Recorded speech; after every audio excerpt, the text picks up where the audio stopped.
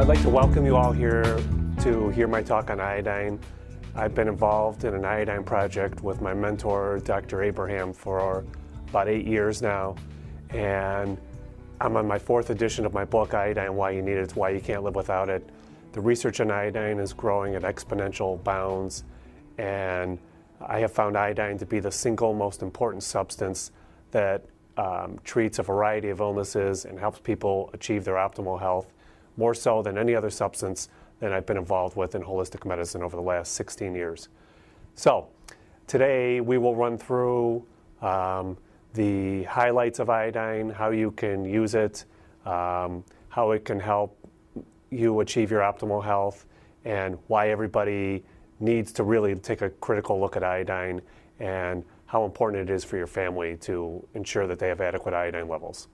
So I thank you for coming, and let's move on with it. So I'd like to start off with a quote by John Redmond Cox. He wrote this in 1800. "The longer I live, the less confidence I have in drugs, and the greater is my confidence in the regulation and administration of diet and regimen." I couldn't agree with him more. We're in the middle of a healthcare crisis right now. President Obama is proposing a $1 trillion overhaul to our healthcare system, and I say all of the administration's responses and Congress's responses and the Republicans and Democrats are wrong. They're not focusing on health, they're focusing on a disease model. Nowhere in medical school was I taught about health, what is it, and how to maintain it. I was taught about disease, the diagnosis of pathology, and how to treat that single diagnosis with a drug. I say unless we start focusing on health, we are moving down the wrong road in healthcare, and whatever solution the administration, Congress, Republicans, Democrats come up with is going to be the wrong solution.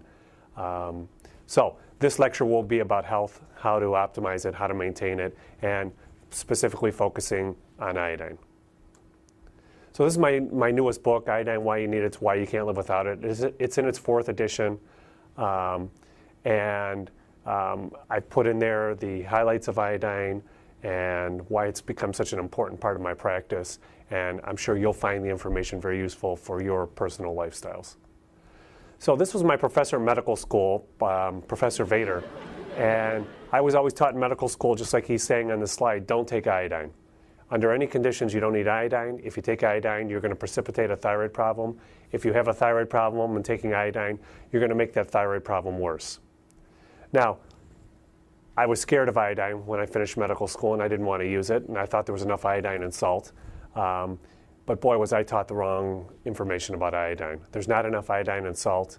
Over 96% of the population is deficient in iodine, and iodine deficiency is associated with thyroid diseases, including autoimmune thyroid disease, thyroid cancer, breast diseases, including fibrocystic breast and breast cancer, autoimmune disease in general, and a whole host of other problems, including cancers of the ovaries, the uterus, and of course the thyroid and the breasts. So Professor Vader was telling me don't take iodine, but when I wrote my 1st edition of my book on iodine, he read it and he wasn't feeling so well, and he came to me, and here's what he looked like when he came to me, and you can see from this picture that his hair had fallen out, he had these dark circles under his eyes, and he didn't look very healthy, and he was grouchy and irritable, and didn't really seem to like anything or anybody at that point. And I tested an iodine level on him. He was very low. I put him on a small amount of iodine, and here's the results. His hair grew back. He got color back to his face. He became less irritable. And if iodine can do this to Professor Vader, iodine can certainly help you in your lifestyle. So I'd like to start off with quoting my mentor in iodine, Dr. Abraham, who developed a term called medical iodophobia. It's the unwarranted fear of using and recommending inorganic, non-radioactive iodine within the range known from the collective experience of 3 generations of clinicians to be the safest and most effective amounts for treating the symptoms and signs of iodine deficiency, somewhere between 12 and 50 milligrams per day. Now, the RDA for iodine, or the RDI, the new term for it, is about 150 micrograms per day. That's 100 to 500 times lower than what Dr. Abraham has coined here. And either Dr. Abraham is way off base or the RDA is way off base. And I'll side with the RDA being way off base, and I'll show you the research behind that. So this is the illness that's affecting medical students, it's affecting residents, it's affecting doctors, it's affecting the public, it's affecting the media. Once we overcome this medical iodophobia illness, then we can be comfortable with taking iodine and ensuring we all have adequate iodine intakes. Edgar Cayce, the sleeping prophet, said there are only 4 elements in the body: water, salt, soda, and iodine. If we have adequate amounts of these 4 elements in balance, the body is fully capable of creating all the other elements of the universe. I couldn't agree with Mr. Cayce more. We need adequate hydration. We need the right kind of salt in the diet, and if you're not taking in unrefined salt, by my definition, you're salt deficient. Salt deficiency leads to problems with the thyroid, the adrenals, the immune system. You can't detox without adequate amounts of salt. I'll touch on salt in this lecture, but I have another talk on salt and another book on salt, if you're interested more in that. You need adequate amounts of iodine, which we're going to talk about now, and what I think he meant by soda was perhaps you need your 1 Diet Coke a day. If it's not Diet Coke a day, he could have been referring to getting the pH balanced with bicarbonate of soda, which is what I think he was actually referring to here. So this is a thyroid ultrasound report on a patient where I palpated some nodules in her thyroid. I sent her for an ultrasound, and the ultrasound, it reads here that one of the nodules is greater than 1 centimeter in size, and anything greater than 1 centimeter in size I sent for a biopsy to rule out thyroid cancer. This patient didn't want a biopsy for thyroid cancer. She was very iodine deficient. I put her on iodine. You can see the data in this is 5 of 04. Between 5 of 04 and 11 of 04, this next ultrasound, the impression was previously described nodules not identified in the current exam. This never happened to me until I started using iodine in my practice. Iodine deficiency causes cysts. If it goes on, the cysts become nodular. If it goes on, the nodular cysts become fibrotic. If it goes on, the fibrotic cysts become cancer. And this occurs in the thyroid, the breasts, the uterus, the ovaries, and probably the prostate. And all the endocrine tissues can form cancer like this. The only cure for this is iodine deficiency. So this is a routine in my practice now where ultrasounds of the breasts and the ovaries and the uterus and the prostate showing nodules and cysts and enlargements and irregular tissue become normal between 6 months and a year later. And only iodine can do this. No drug can do this. No other nutritional therapy can do this. So I was taught in medical school, don't give them iodine. If they have thyroid problems, the iodine's going to make it worse. If they don't have thyroid problems, you're going to precipitate it. Well, this study showed that compared to normal thyroid tissue, benign thyroid nodules contain only 56% of the iodine content as the normal thyroid tissue. They also showed that malignant thyroid nodules contain only 3% of the iodine content as compared to normal thyroid tissue. If iodine were causing nodules and causing malignant tissue, you would expect the opposite to occur. Now, it's not just iodine. I don't suggest that you go and start using iodine alone. I suggest you work with a healthcare provider knowledgeable with iodine. But it needs to be used as part of a holistic treatment regimen. And one of the things is selenium. So in this study, malignant thyroid nodules contain only 68% of the selenium content as compared to normal thyroid tissue. If we have time in this talk, I'll show you the relationship between selenium and iodine and why they should frequently be used together for thyroid problems. This is the periodic table. We're going to focus on group 17, the halides, fluoride, chloride, bromide, and iodine. So the history of iodine, it was first discovered in 1811, is known as the birth of Western medicine. Boussingault in 1824 observed that goiter did not occur in silver mining sites, and he also observed that those that came into the silver mining sites with goiter, when they would drink the water from the mines, their goiter would go away. Now, he ascertained the substance in the mine was iodine that was causing the goiter to go away. He wrote an article about it. He suggested anyone with goiter to use iodine, or iodine-containing water, or iodine-containing salt. Now, it was really the first time that a single item iodine was recommended for a single problem goiter. And as I previously mentioned, what was I taught in medical school? I was taught how to make a diagnosis and how to prescribe the one drug to treat that diagnosis. So therefore, iodine is known as the birth of Western medicine, as Boussingault recommended iodine for treating goiter back in 1824. Now, unfortunately, it took the United States 100 years to heed his advice. So I always make the statement that the FDA is 100 years behind what's really true out there, and nothing has really changed in the last couple of 100 years. So the RDA for iodine, I'm not sure if the RDA stands for rats, drugs, and assumptions or really dumb advice, but the RDA for iodine is probably for rats, drugs, and assumptions because it's enough for rats to maintain normal thyroid function and to give iodine for the rest of their tissue, but it's certainly not enough for us humans in the toxic environment we live in today, and I'll show you that. But here's the RDA for iodine, about 150 micrograms a day for the adult male and female, a little bit more for pregnancy and lactation. Now, iodized salt was introduced in the United States in the 1920s to prevent goiter. Since that time, conventional medicine has been adamant there's enough iodine in salt, you don't need to supplement anybody with iodine. Now, the National Health and Nutrition Examination Survey is done by the U.S. government every 10 years, and they look at a cross-section of about 8,000 people. They draw various vitamin, mineral, and some toxic element levels, and they extrapolate those numbers out nationally. From 1970 to 2000, the government's own data showed iodine levels declined 50% in the United States. So we need to think about that. We've had iodized salt the whole time. Why has iodine level declined 50%, and what are the consequences of that? During this time that iodine levels declined 50% in the United States from 1970 to 2000, there's been significant increases in the incidence of all the thyroid illnesses, thyroid cancer, autoimmune thyroid disorders such as Hashimoto's and Graves' disease, as well as hypothyroidism. Just the opposite of what I was taught in medical school, since they said that iodine caused these problems. Well, during the same time iodine levels have fallen 50%, cancer of the breast, prostate, endometrium, and ovaries, all increasing at near epidemic rates, particularly for breast and prostate. Those are at epidemic rates across the United States, as 1 in 7 women have breast cancer, 1 in 3 men have prostate cancer. Now, all of those conditions can be caused by iodine deficiency. Again, pretty much the opposite of what I was taught in medical school. The proportion of the U.S. population with moderate to severe iodine deficiency, as defined by the World Health Organization, has increased 400% in the last 20 years, from 2% in 1970 to about 11.7% in 1990. In 2000, it was up to 16.8%, moderately to severely iodine deficient. And where are we in 2009? And this graph can give you an idea of where do you think things are going if we don't make some changes.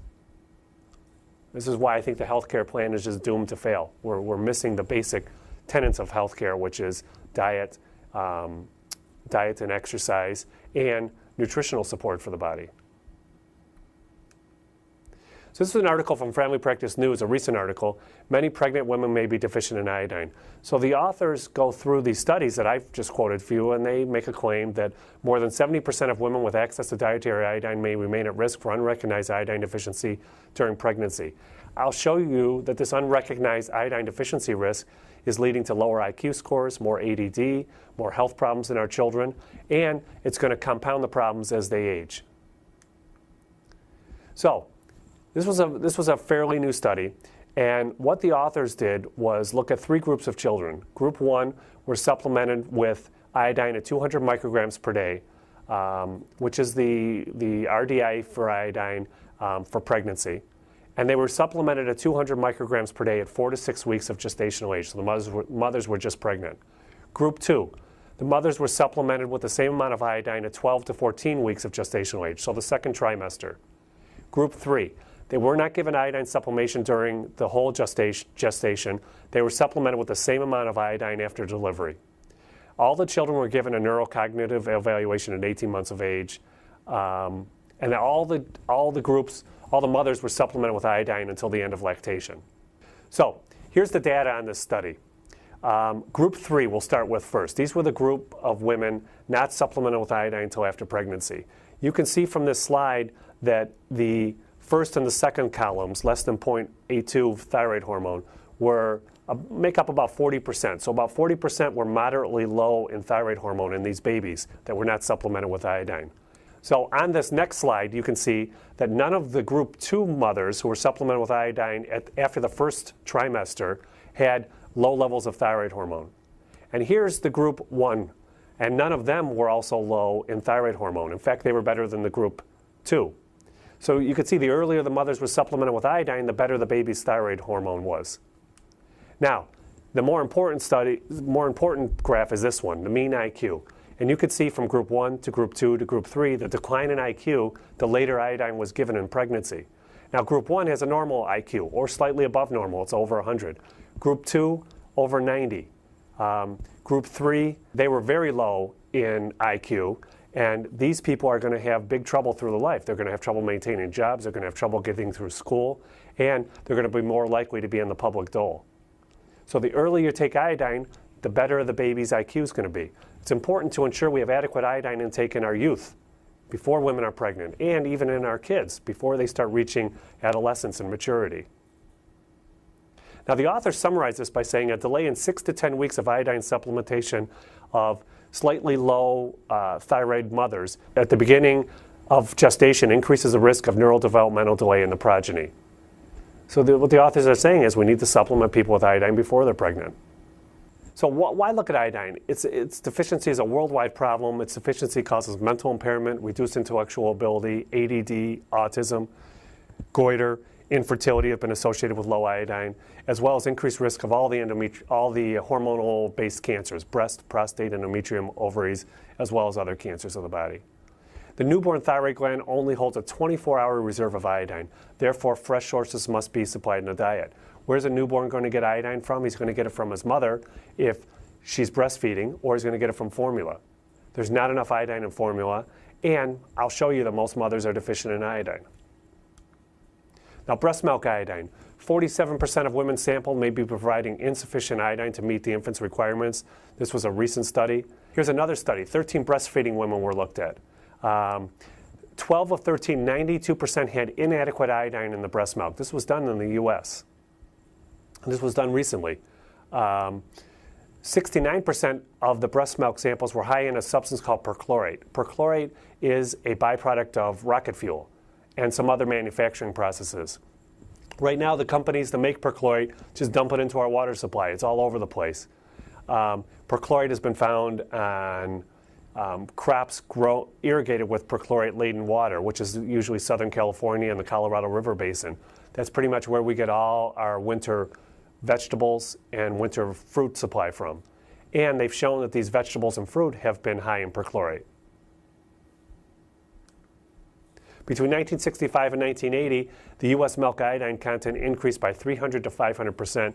That was from changes in cattle feed. By 1986, the amount of iodine was limited to 10 milligrams per cow per day. And here's what happened to iodine content in dairy milk. And you can see from a high of 602 micrograms per liter in 1978, recent measurements less than 100. It's no wonder that 96% of us are iodine deficient when you start looking at this data. So why iodine? The World Health Organization claims iodine deficiency is the world's greatest single cause of preventable mental retardation. They estimate there are 300 million school-age children worldwide who are iodine deficient. It encompasses a third of the world's population and 129 countries, including our own. There's decreased childhood survival rate in iodine-deficient areas, and neonatal mortality has been shown to decline over 50% when iodine deficiency is rectified. Presently, 72% of the world's population, including the United States, is affected by iodine deficiency. Recent study from Thyroid, the journal Thyroid, 100 consecutive healthy pregnant Bostonians. 50% found to be below the RDA for iodine, 9% below 50 micrograms per day of intake of iodine, which is what the World Health Organization claims is severe iodine deficiency. Now, there is a definite correlation between lower iodine and autism. As similar to the U.S., a pattern of iodine decline in a population and a concomitant increase in autism has been seen in other countries. We've seen this incredible rise in autism over the last 10 years in the U.S. The same thing has happened in England, New Zealand, and Australia, and other Western countries. And many researchers think it's due to iodine decline. 16 women from an iodine-deficient area of Italy compared to 7 women from a higher iodine area. They were looked at while they were pregnant. The women from the iodine-deficient area had reduced T4, that's thyroid hormone, a decrease in free thyroid hormone with elevated TSH in 50% of pregnant women. The authors hypothesized that the imbalance of maternal thyroid hormone homeostasis during pregnancy as a consequence of endemic iodine deficiency may be responsible for the impaired psychoneurological development observed in children from that area. Appropriate iodine and/or thyroxine prophylaxis to women in that region may prevent the neurobehavioral, cognitive, and motor compromise of that population. I think it's a travesty that 16% of public school-age boys are on some mood-altering drug right now. Where were these huge percentages of public school-age boys that needed mood-altering drugs when I was a kid? Nobody was on these things. Something has happened in our environment to cause this behavioral change and this mood change that we're seeing in our young people, and I say it's iodine deficiency. Another study, 16 women living in an iodine deficient area versus 11 women living in an iodine sufficient area, 10 years of follow-up. What the authors found was that ADD was diagnosed in 11 of 16 in the iodine deficient area versus 0 in the iodine sufficient area. The more telling number was the IQ was lower in the iodine deficient area, 88 versus an IQ of 99 in an iodine sufficient area. Now, I went to the University of Michigan. I can guarantee you an IQ of 88 won't get you into the University of Michigan, but it gets you into places like this. And there's many cretins in this place, and here's an example of a cretin. They have these big heads, these silly-looking eyes, and the stupid grin on their face. This is a sign of iodine deficiency. If you see this, run the other way and give them iodine. This, on the other hand, is iodine sufficiency. Last year, Michigan did not have a good football season. Coach Rich Rod forgot to give the team iodine. He assured me this year the team would take iodine, so we're looking for a better production from our football team. So what about iodine and cardiomyopathy? 61 patients with dilated cardiomyopathy. The dilation of the heart, which is what cardiomyopathy is, was significantly correlated with thyroid gland volume. Therefore, the larger the thyroid, the more problems they had with the heart. 97% of the patients showed goiter. What's the most common cause of goiter known to mankind? It's iodine deficiency. Now, the correlation between cholesterol and iodine is pretty rock solid for those who are going to look at it. Conventional medicine would have you believe that elevated cholesterol levels is just a deficiency of a statin drug. And as I wrote in my book, Drugs That Don't Work and Natural Therapies That Do, statin drugs need to be avoided. I don't think anyone needs to be on them. I think they're the wrong therapy. If cholesterol levels are truly elevated, you need to search for the underlying cause of why cholesterol levels are elevated. Many times it's a diet and nutritional problem, and I'll tell you many times it's an iodine deficiency problem. Now, the whole cholesterol equals heart disease hypothesis started in the early 1900s when a researcher demonstrated that feeding rabbits cholesterol caused them to develop atherosclerosis. In the same pathology that humans develop atherosclerosis. Now, that's where the whole train started, that cholesterol equals atherosclerosis. And that's why we have drugs now to lower cholesterol levels. But a few years after the researcher reported that study, they redid the study, they fed iodine to rabbits, and then they fed them cholesterol, and they found that the iodine would prevent the deposition of cholesterol in the arteries of rabbits that were fed cholesterol. These same studies were reproduced in literature 4 times over the years. So, here's one of the studies. Rabbits fed a high cholesterol diet, a treatment group of rabbits fed a high cholesterol diet and treated with either T4, which is levothyroid or synthroid, desiccated thyroid hormone, which is armor thyroid or nature thyroid, and iodine. Now, the control rabbits fed cholesterol developed marked atherosclerosis, just as the previous studies showed. However, the rabbits fed a high cholesterol diet and thyroid hormone showed slight to moderate. The rabbits fed a high cholesterol-rich diet and either desiccated thyroid hormone or iodine showed an absence of atherosclerotic lesions. So this study showed that iodine has an independent positive benefit in a cholesterol-rich diet as well as a synergistic effect with desiccated thyroid hormone, such as armor thyroid or nature thyroid. I say we missed the boat on this cholesterol equals heart disease hypothesis. It's not a statin deficiency syndrome. It's an iodine deficiency syndrome coupled with other nutritional deficits. Now, in another study, rats fed an iodine-deficient diet versus an iodine-sufficient diet. The iodine-sufficient diet resulted in a much lower thyroid weight, about 4 times lower. When the rats were fed a high cholesterol diet, the thyroid weight significantly increased in both groups. The high cholesterol diet was found to increase the body's excretion of iodine. So think about this. We live in a very wealthy Western society. Like all wealthy Western societies, we eat more cholesterol in our diet than societies that aren't as wealthy. Now, if you're iodine deficient, these high cholesterol diet causes you to release more iodine. You become even more iodine deficient. We need more iodine than what the RDA says. So, iodine deficiency in rats has been shown to result in a subclinical hypothyroid picture, slightly elevated TSH with normal thyroid hormones. And despite normal T3 levels, which is the active form of thyroid, heart tissue was found to be deficient in T3. The T4 therapy, such as levothyroid or synthroid, was unable to correct the cardiac deficiency when there was iodine deficiency present. What they're saying here is you got to correct the underlying problems. In this case, iodine deficiency before you give them thyroid hormone. And I find the same thing with my patients. The worst thing you can do in a hypothyroid patient is give them thyroid hormone when they need iodine first. So I correct the iodine deficiency problem first, or whatever the underlying problem is, and then wait a little bit and see if they do need thyroid hormone after that. Many times they don't. 136 subjects. They were looked at for iodine intake and lipid parameters. Compared to iodine-sufficient non-goitrous controls, iodine-deficient goitrous subjects had significantly higher average cholesterol levels and LDL cholesterol levels. Now, it's nice that we have drugs to treat all these elevated LDLs, but we don't have an LDL drug deficiency problem going on here. We have iodine deficiency going on. You need to treat the underlying problem first. Ansel Keys in 1958 published data the countries with the highest cholesterol levels had the highest rate of cardiovascular disease. Now, he had a graph that he presented, and he became the toast of the United States, and the graph showed more cholesterol in your diet, the more deaths from heart disease. It was a pretty clear one-to-one correlation.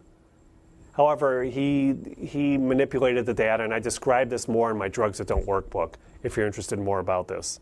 But at the time that he wrote this, Finland had the highest rate of cardiovascular disease mortality in Europe. It was more prevalent in Eastern Finland than Western Finland. And the question was why? Researchers looked at a variety of dietary components. They looked at 47 different items studied. And what they found was that iodine intake showed the greatest statistical difference between Eastern and Western Finland. The risk of death from heart disease was 353% higher in individuals with goiter. There was also a significantly lower death age in those with goiter. I mean, they died at an earlier age if you had a swollen thyroid. What's the most common cause of goiter? By far, iodine deficiency. Now, Finland doesn't wait 100 years like we do here. In 1970, the researchers relooked at 21 Finnish cities and the cardiovascular diseases as it related to trace elements in the drinking water. And they looked at calcium, chlorine, fluorine, bromine, and iodine. The endpoints were heart disease, as shown in this slide. But the strongest correlation was iodine, the highest intake of iodine associated with the lowest rates of cardiovascular disease. So Finland markedly increased iodine intake in its population by eating more to dairy feed and more to animal salt. And the results were, in the past several decades, their cardiovascular mortality has decreased by over 50%.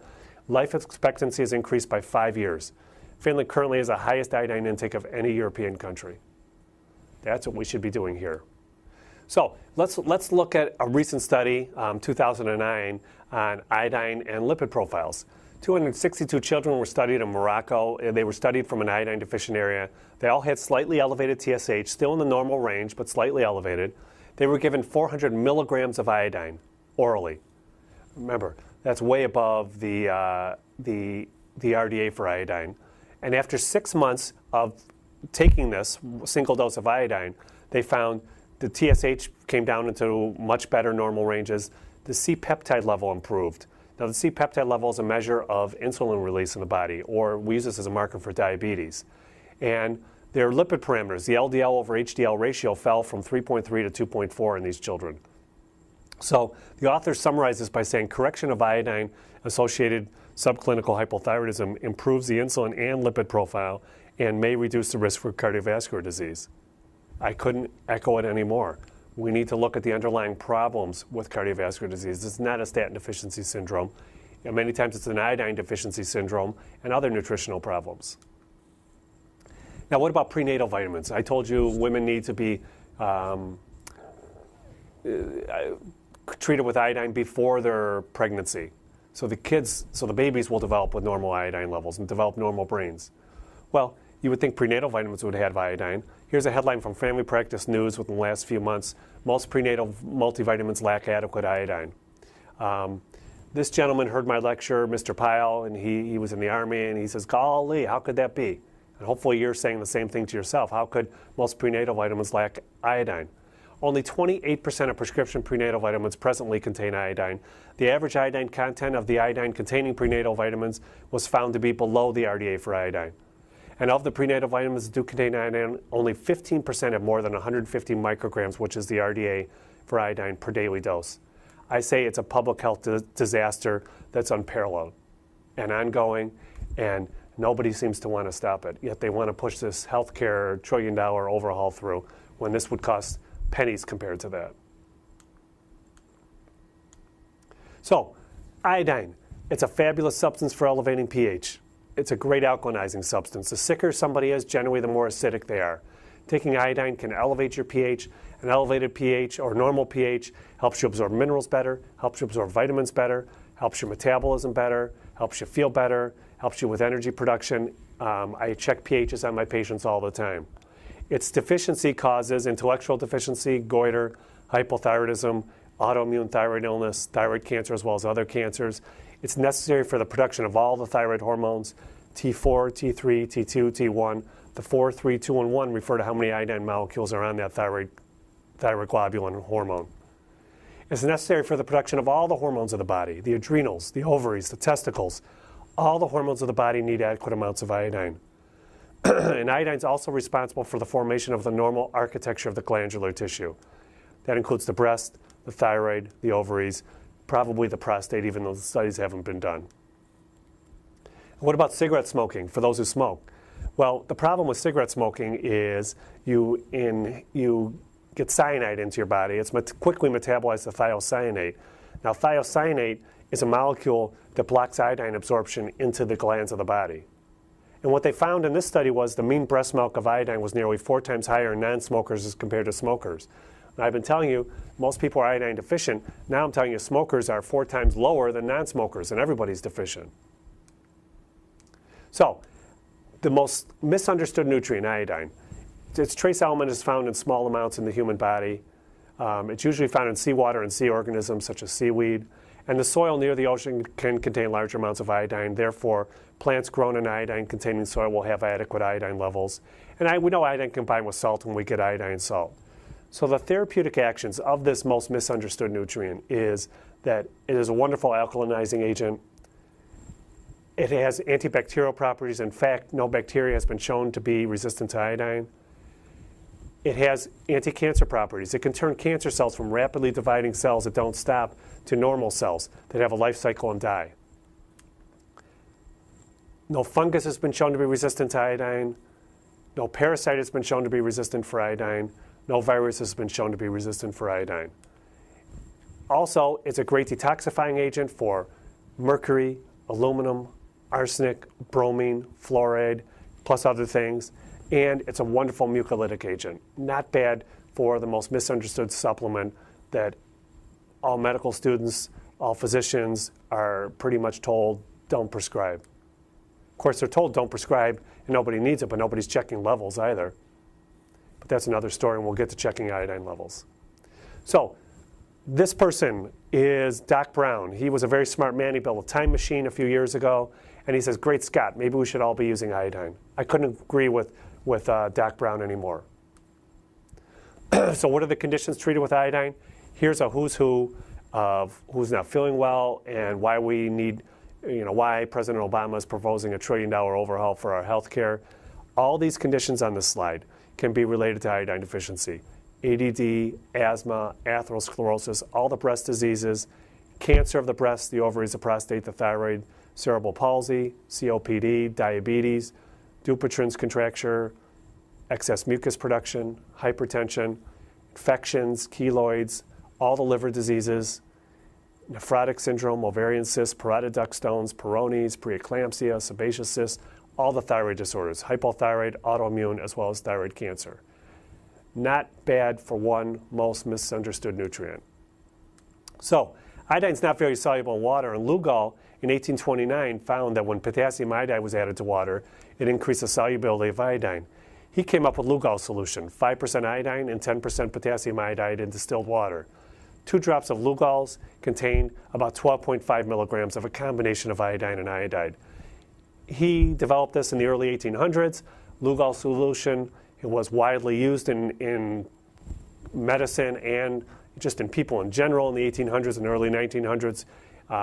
It was recommended for almost any condition, including infection, and it was probably the most used medical item before patent medicine took hold.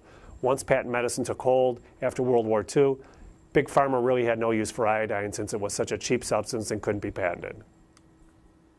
Now, this is what I was using originally in my practice about 17 years ago, SSKI. 1 drop of SSKI was 50 milligrams of iodide, but I didn't do my homework, and I didn't look at what else was in SSKI, which is glycerin, ethanol, and acetone. And if I would have known that, I wouldn't have used it, and I shouldn't have used it. But I was starting people at a drop a day, which is about 500 times the RDA for iodine. And I didn't see any negative effects with using a drop a day, but I didn't see any positive effects. I would go up to people with 0.3 cc's 3 times a day, which is about 150 to 200 milligrams a day. Again, way above the RDA for iodine. I wasn't seeing negative effects, I just wasn't seeing positive effects with it. I'll show you why in just a couple slides of why I wasn't seeing those positive effects with that kind of iodine. So there is iodine in desiccated thyroid or armor thyroid and nature thyroid. There's about 0.2%, and if you multiply it out times 1 grain of thyroid, you get about 120 micrograms of iodine in it. However, this iodine is organified iodine. It's already bound to thyroid hormone. It really has no use for the rest of the body. And that's not the type of iodine we're talking about. So just back here to remind you what the RDA for iodine, remember it's for rats, drugs, and assumptions. It's enough for baby rats to get enough iodine, but certainly not enough for us human folk. So iodine's a rare element, 62nd in abundance of the elements of the earth. It's at the bottom third of the elements in terms of abundance. The reduced form of iodine is known as iodide. It has an extra electron in its outer shell, which gives it a full complement of electrons. This next slide shows you iodine, the oxidized form of iodine. You can see here that it's lacking an electron in its outer shell. So iodide, D-I-D-E, would just have an extra electron paired with that one in its outer shell. That's the two differences between the two. What I didn't know when I was using the wrong kind of iodine was that different forms of iodine bind to different tissues. I was taught in medical school if you take iodine in, that the stomach will manufacture iodine or iodide depending on what the body needs. In my clinical experience, it's clearly not true. We know different tissues can bind to different areas of, different tissues bind different kinds of iodine. Iodine, the oxidized form, binds to the breast, the prostate, and the stomach. Iodide, the reduced form, thyroid, salivary glands, and skin. Now, I know for those of you that are chemistry majors or have a chemistry background, your eyes are crossing a little bit at reduced and oxidized, but the take-home message is, if you're going to use iodine in any form, use a combination of iodine and iodide because you'll hit more parts of the body with it. And clinically, people do significantly better with a combination of iodine and iodide versus just using one form alone. So, every cell in the body contains and utilizes iodine. The white blood cells can't effectively guard against infection without adequate amounts of iodine. It's concentrated in the glandular system of the body, thyroid, the ovaries, the uterus, the prostate, the endometrium. Now, the thyroid gland contains the largest amount of iodine at saturation, 50 milligrams. The breasts, the salivary glands, the parotid glands, the pancreas, cerebral spinal fluid, brain, stomach, skin, the eye glands also contain significant amounts of iodine. Iodine is transported across the cell via this symporter. It's called the sodium iodine symporter, and you can think about it like a little car that just drives iodine across the border into the cell. Now, maximally, you can transport 600 micrograms per day of iodine into the thyroid gland. So let's think about that number, 600 micrograms per day. That's 4 times the RDA for iodine. So if you want to maximize iodine intake into the thyroid gland, the RDA isn't even sufficient to do that. That's why I say it's truly for rats. Now, at saturation, if you have enough iodine head to toe, about 1.5 to 2 grams is stored in the body at sufficiency. The fat tissue stores the most, the muscle tissue stores second most, the thyroid is there for comparison. But the thyroid has the highest concentration of iodine. Every organ and all tissues contain iodine. The first iodine studies were done in the US by David Marine. Now, in the turn of the 20th century, as the population was expanding from east to west, there was an epidemic of goiter going on, particularly in the Midwest. And it wasn't just people that were getting goiter, animals were getting goiter, animals weren't growing to the right size, and they were having problems procreating the animals.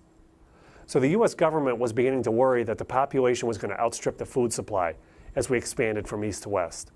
Now, this was particularly evident in the Midwest, where I live, in Ohio, Michigan, Indiana, Illinois.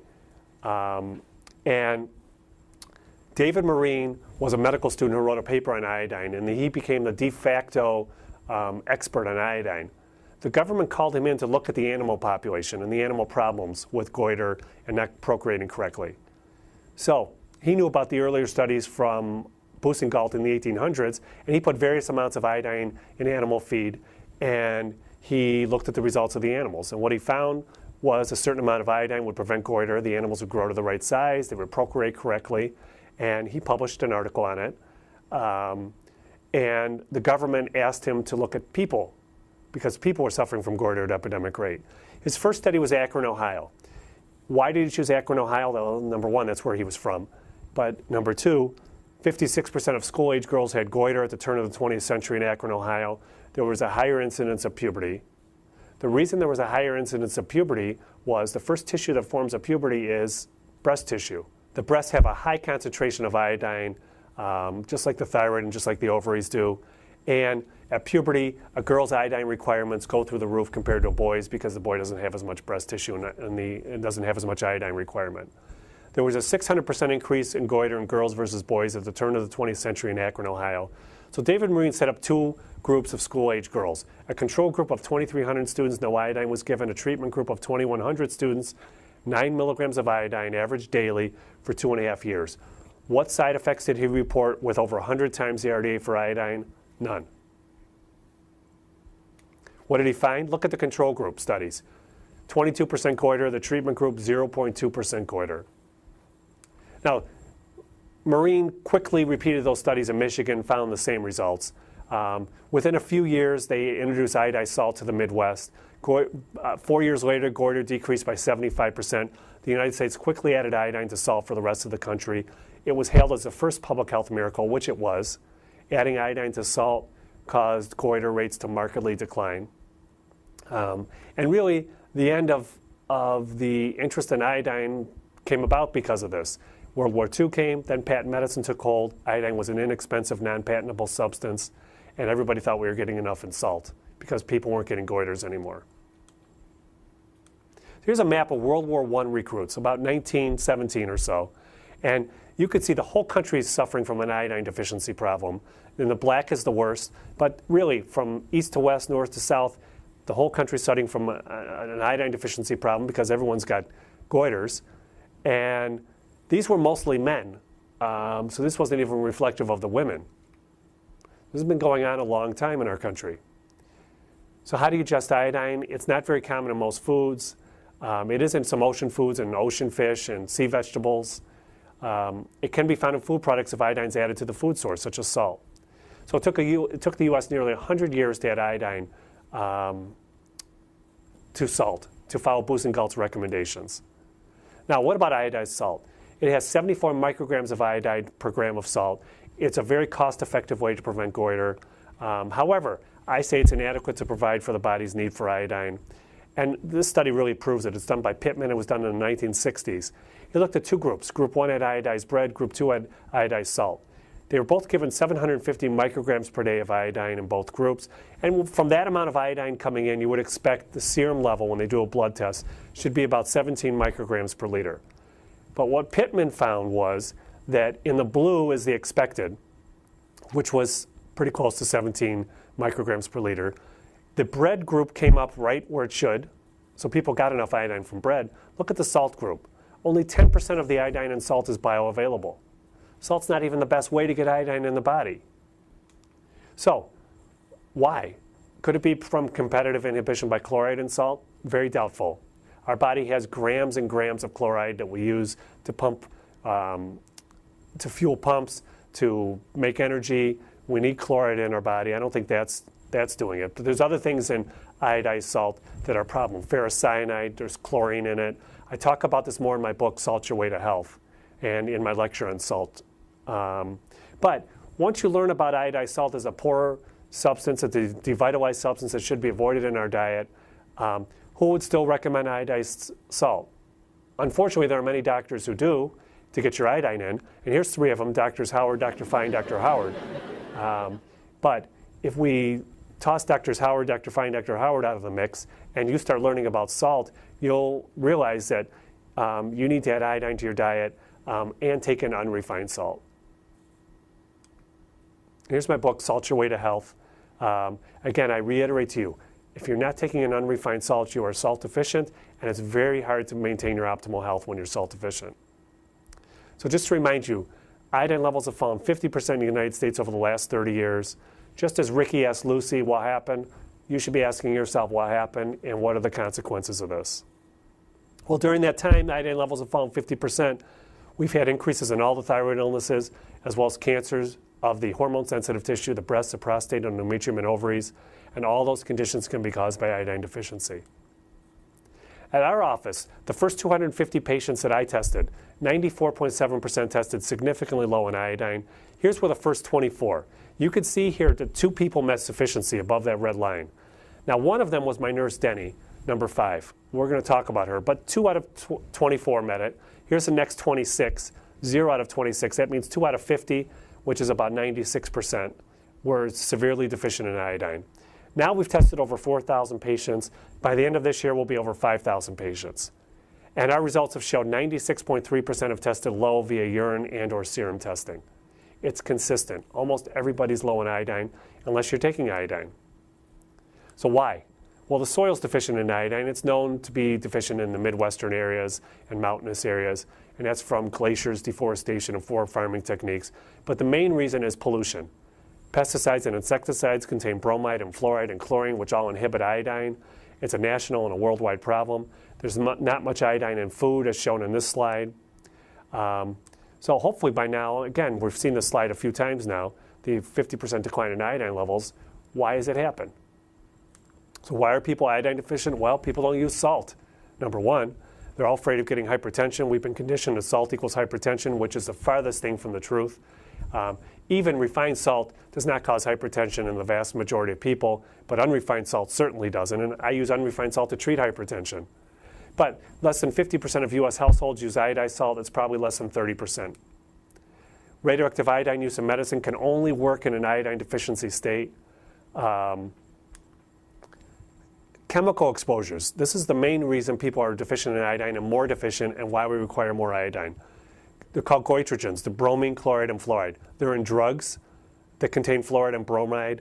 Almost all the drugs that have been recalled from the market over the last 10 years, I would say, I'm just guessing on this one, but I would say well over 50% have a fluoride or a bromide molecule attached to them. Now, these molecules competitively inhibit iodine as well as decrease iodine uptake. There's declining mineral levels in general in our soil, but the main reason is diet. One of them is soy. Soy is the cheapest crop to grow in the United States. It's a known goitrogen. It causes swelling of the thyroid. Now, soy contains compounds that inhibit thyroid peroxidase. And these compounds are daidzein and genistein, which are commonly found in supplements you'll see on the health food store shelves. I would say you should avoid these as supplements. And when low iodine levels are present, soy compounds block TPO-catalyzed tyrosine iodination by acting as alternate substrates, and they produce chemicals that we shouldn't produce in our bodies, mono, di, and tri-iodosoy flavones. Now, that's a mouthful, but these compounds worsen an iodine deficiency, and they can only occur when there's lower intermittent doses of iodine, which is what most of the population is taking in. I suggest to you avoid non-fermented soy-containing foods, soy milk, soy dog, soy cheese, and soy supplements. It does not include the fermented forms of soy, miso, and tempeh. So, what are the other dietary reasons for iodine deficiency? Diets without ocean fish or sea vegetables, inadequate use of iodized salt, vegan and vegetarian diets notoriously deficient in iodine, especially if you're not taking in sea vegetables. Bromine in food and drinks. Some Gatorade products, Mountain Dew, and other soft drinks contain bromine. These need to be avoided. Bromine is a substance that inhibits iodine in the body. And bakery products, bread, pasta, cereal, now they all contain bromine. But let's ask the question, what happened to bakery products? In the 1960s, iodine was added to bakery products as an anti-caking agent. One slice of bread contained the RDA for iodine, 150 micrograms. Somewhere in the early 1970s, bromine was substituted for iodine due to misinformation about iodine. I've searched for why this took place. I can't find it. It occurred right at the same time conventional medicine began using iodine in all their medical tests. And that doesn't work if you have adequate amounts of iodine in. Maybe there's a correlation there.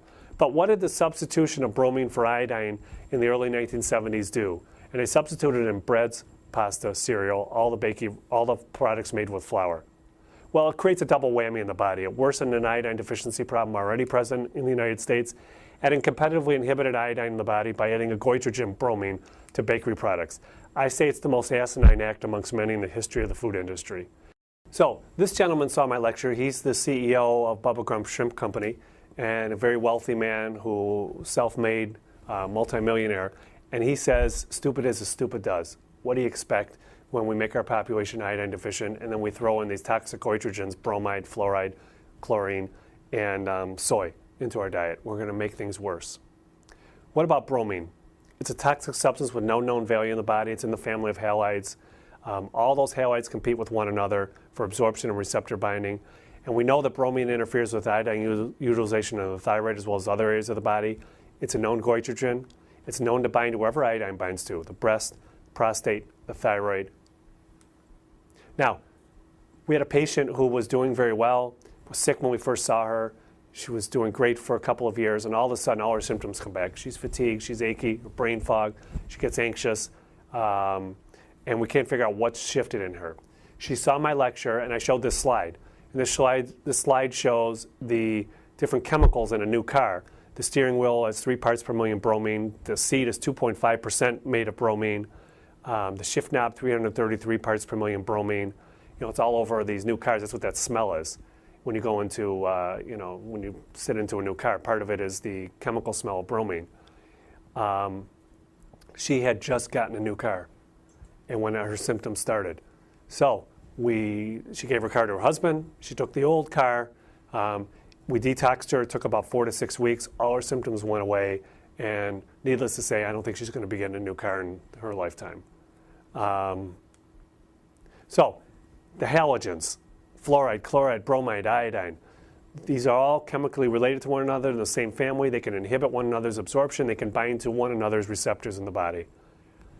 Here's the molecular weight of the halogens. Here's the size of the halogens in this next slide. If you're going to use one halogen to inhibit iodine, which one are you going to use on this slide? You're going to use the one that more closely resembles iodine, and you can tell what it is. It's bromine. And the bromine has a closer molecular weight to iodine. Therefore, it's more structurally similar to iodine. Animal studies show that bromine intake can adversely affect the accumulation of iodine in the thyroid and the skin. And higher bromide intake results in iodine being eliminated from the thyroid gland and replaced by bromide. And ingestion of bromine has been shown to cause hypothyroidism in animals. In fact, when you get thyroid hormone levels, T4 and T3 levels, how can you be assured that those T4 and T3 are 4 molecules of iodine, 3 molecules of iodine versus bromide? You can't. Our conventional testing doesn't allow for that. Yet we know it can happen in the body. So when iodine deficiency is present, the toxicity of bromine is accelerated in the body. Where do you get exposed to bromine? It's an antibacterial agent for pools and hot tubs. It's a fumigant for agriculture. And it's sprayed on fruits and vegetables, and those crops are found to contain high bromide levels. It's also a fumigant for termites and other pests. In 1981, 6.3 million pounds of bromide were sprayed in California. By 1991, 18.7 million pounds of bromide sprayed in California. Where's this bromide going? It's going to our food supply. When you pesticide your lawn or insecticide your lawn, you're using chemicals that contain bromide and fluoride. I encourage you to stop doing it. You're poisoning the environment, poisoning my lawn, and I don't use that stuff. Now my lawn may not look the greenest to you, but who cares at this point? We're in this economic crisis and this healthcare crisis, and we don't need golf course green lawns, and it's certainly not worth our health to do that. Bromine's been shown to decrease sex drive in the sperm count of mice. It enhances estrogen receptors and decreases progesterone receptors. There's 33% less male births in women with the highest exposure to pesticides containing bromine, PBDEs and PCBs. Now, this was done in my office. And I do iodine testing in my office and bromine testing. Every patient that I have tested for bromine has been toxic on bromine. I've tested well over 500 patients now. Overall, between sending it out for labs, we've tested over 1,000 patients. Every single patient, healthy, sick, doesn't matter what they have, toxic levels of bromide. Now, the ones who are sick usually have higher amounts than the ones who are not sick, but everyone's got toxic levels of bromide. So these were 32 patients taken at random. So out of these 32 patients that I tested in my office, you can see we did a pre and a post iodine test where we did 24 hours of urine collection, then they took 50 milligrams of iodine, then they collected another 24 hours of urine. You would expect the iodine to kick the body's bromide to come out. So what you can see here is that the pre in the gray, their levels of bromide were high, all of them. This was a mean, but they were all high, above that yellow line. When the post, after they took iodine, they went up 50% on average. So the body was able to start detoxing from bromide. Here's the iodine part of the test. Everyone was deficient in iodine at the pre-level, and at the post level, they should have normal, should be about 45 milligrams here. And so they're about half, 50% deficient in iodine for these 32 patients. What about pesticides? We know pesticides contain organic bromine, and the amount of bromine in human breast milk has increased tenfold over the last decade from the EPA. Now, this is a 42-year-old male. This was me, and my iodine tests over time. And you can see here that normal should be 45 milligrams. And you can see over time, from taking 50 to 75 milligrams of iodine per day, my iodine levels were going up. And I was starting to approach normal in October of 2004. But you can also see, look at my bromine levels. In the pre, before I started iodine, I was near toxic levels of bromine. And Dr. Abraham was doing this test for me, and he was calling me after he did this initial test, and he said, "Dave, I think you're drinking Mountain Dew or something." And I said, "I don't drink Mountain Dew." He says, "Well, you're getting exposed to bromine from somewhere," and we couldn't figure out where. But what I finally ascertained was I ate a lot of fruit and vegetables, and I'm assuming that that's where I'm getting this from. But really, it was taking of iodine which caused my bromine levels to decline over time. What I found was I felt good beforehand, I feel good afterwards, but my brain is much sharper. And I never had brain fog, but I thought I felt good before taking iodine, but boy, my brain really sharpened up with iodine. I think it was from this bromine detox. So, to get 600 micrograms of iodine across the cell and into the thyroid gland, you need this serum concentration of 10 to the -5 to -6 molar. You can't reach that at the RDA for iodine. It's impossible. You'll never get the levels up high enough in the blood to do that. But 50 milligrams of iodine can reach a 10 to the -5 molar concentration in someone who's healthy in about 3 to 6 months. Someone who's sick, breast cancer, prostate cancer, ovarian cancer, thyroid cancer, autoimmune disorder, it can take them sometimes years to reach that level. But only iodine can do this. Now, how much iodine is stored in the body? Here's the thyroid. We talked about it, 50 milligrams per day at saturation. The breasts, a minimum of 5 milligrams per day. That's for a 110-pound woman. However, a larger woman or a woman with larger breasts requires more iodine. Men have smaller breasts and a smaller iodine requirement. The other glandular tissue, a minimum of about 2 milligrams per day. And we went through this slide. Every cell in the body contains and utilizes iodine, but it's concentrated in the glandular tissue. And here's how to check the levels. You can do blood levels, saliva levels. You can do skin testing. You rub iodine on the skin, and you observe for its disappearance of the yellow color. But it's a really inaccurate test. And studies have shown about 88% of the iodine evaporates from the skin. The theory is that if the iodine goes away within 24 hours, your body's sucking it up and you're really deficient in iodine. I say it's a lousy theory and it doesn't really hold much weight. The best measure is urinary testing. And the iodine loading test is what Dr. Abraham developed. That's what we use. Either that or a spot iodine test if you're not taking iodine. And here are the two labs that can do an iodine loading test. Both labs do a good job with it. And I suggest before taking iodine, get your iodine levels checked and work with a knowledgeable healthcare practitioner who can help you with this. So we know iodine is present in every cell of the body. Many different glands and cells concentrate iodine against a gradient. It's carried by this train called the sodium iodine symporter. 1 atom of iodine into the cell, 2 atoms of sodium transported into the cell. Now here's Nurse Denny. In the orange here shows the mean of 6 female patients who took 50 milligrams of iodine and what happened to their serum levels. And you can see it went up and they peaked about 2 to 4 hours, and then it gradually went down over 24 hours. Denny in gray, she peaked about 1 hour, and by 3 hours she's pretty much down to 0. Now, Denny was that one that was above the reading on the first 24 patients in that slide. When Denny took that 50 milligrams of iodine, she got side effects. She was irritable. She got a headache, and she had palpitations, and she said, "What are you doing to me?" And she was my nurse, and she works a full day on Tuesday, and she was yelling at me all day, and it was not a pleasant day.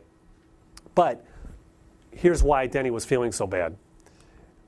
Here's her bromine levels, and you can see that time 0, before she took bromine, she was at near toxic levels of bromine, just just in her bloodstream, just walking around. When she took the iodine at time 0, you can see 1 hour later, it goes up about 25%. And now she's at really toxic levels of bromine. No wonder why she feels so bad here, and she's yelling at me all day. Now, Denny still finished 11 hours. She's still high in bromine. So what we did with Denny was we ascertained that she was bromine toxic, that she was iodine deficient. And now Denny wouldn't take iodine. She felt so bad she didn't want to do it. What happened was she was detoxing from bromine, and that was all her side effects. So what we did was we gave her vitamin C as an antioxidant to stop the oxidant load that bromine was causing in her body, and we gave her salt, about 5 to 10 grams per day, which is about a teaspoon to 2 teaspoons of salt a day, and unrefined salt a day. And then we rechecked her 6 months later. And what we found, here's her curve now. And her curve matches that normal curve. You can see here from this slide. And she got the iodine in slower, and she felt better. Now, she didn't get quite the symptoms she got here. She still got symptoms from iodine. Denny has continued with the vitamin C and the salt. She still won't take iodine because she remembers how she felt. But she feels a lot better on the vitamin C and the salt. And I'm trying to convince her now to do some updated studies for us, but I'll keep you posted on that. So when problems with iodine use, think detox, vitamin C, salt, water, liver and kidney support, exercise, clean up the diet. All that helps with bromine. Tom, 42-year-old nurse of mine, he initially started with 12.5 milligrams of iodine per day. He increased his dose to 50 milligrams per day because he was feeling better at the 12.5, but still feeling a little bit tired. What happened to his ratio? Well, when we could do a saliva serum ratio, you could see his ratio at 12.5 milligrams was very low. At 50 milligrams, he pretty much gets a normal saliva serum ratio of iodine, which is what you would expect when we increase his iodine. But what happened to his bromine? Next slide shows his bromine was toxic at the 12.5 milligram levels, but not as high as Denny, who was in the hundreds. But at the 50 milligram level, look what happened to his bromine. It went up significantly, so his body's able to push more bromine out. Now, Tom felt good. He didn't get sick. This is the difference between people. For those that get sick, they just need more support and more detox support. Tom didn't need quite as much support, and he felt better with it. So I hope I made the case to you about iodine and how important it is. And there's much more than this covered in my book. I wanted to scratch the surface and tell you to start thinking about iodine, start reading about iodine. You can look on my website. I write a blog that I publish at least twice a week. It's www.drbrownstein.com. But I hope I've given you thought on iodine. And when you look at iodine, what I want you to realize is that the iodide is inadequate to supply the body's need. The dosage must be individualized. And use a combination of iodine and iodide. And there are two sources of iodine that I recommend right now, iodoral from Optimox or iodizyme from Biotics. And both of these are available in my office. They're both adequate sources of iodine. You can also use Lugol solution, which is still available. But most importantly, do appropriate pre- and post-testing and work with somebody that's associated with iodine. And I hope that I've convinced you that medical iodophobia is unwarranted and we can call ourselves cured from that now. So the final thoughts. Iodine deficiency is common. It's not rectified by the use of iodized salt. And iodine deficiency may be the underlying cause of autoimmune thyroid disorders. Using a combination of iodine and iodide is more effective than using iodide alone. And the best results are achieved with a holistic approach. Vitamins, minerals, diet, detox, hormone balancing, magnesium supplementation, salt supplementation. And remember, it's impossible to balance a hormonal system without iodine sufficiency being present. And that includes the thyroid and the adrenals. And the whole body iodine sufficiency generally requires higher doses of iodine than what the government tells us, from 12 to 50 milligrams per day. So I'd like to thank you for listening to this talk. I hope I've given you something to think about. And I hope that you will take a critical look at your iodine intake and your iodine levels. And by ensuring that you have adequate iodine intake, you too can achieve your optimal health. Thank you.